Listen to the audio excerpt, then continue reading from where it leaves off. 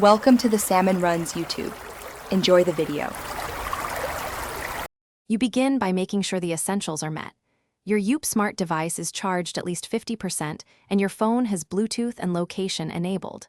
Once done, open the EWPE Smart app and sign in or register an account. Make sure you select the correct 4 GHz Wi-Fi network if prompted. Then, bring the device close to your phone within 2 meters and tap the app's Add Device button to start the automatic discovery and pairing flow. You now configure the device and network settings. Follow the app setup wizard to name the device, assign it to a room, and confirm time zone so schedules sync correctly.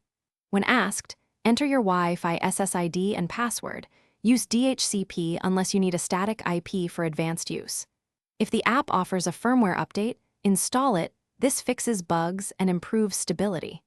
Make sure to let the device restart after updates. Otherwise, features may not finish by testing core functionality.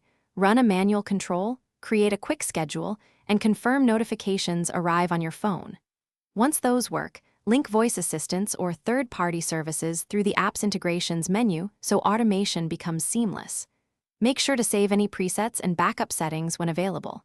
If pairing or connectivity fails, try the simple troubleshooting step.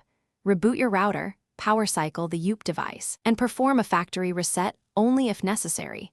Then retry the pairing process from the beginning. Thanks for watching. Consider subscribing if we helped you.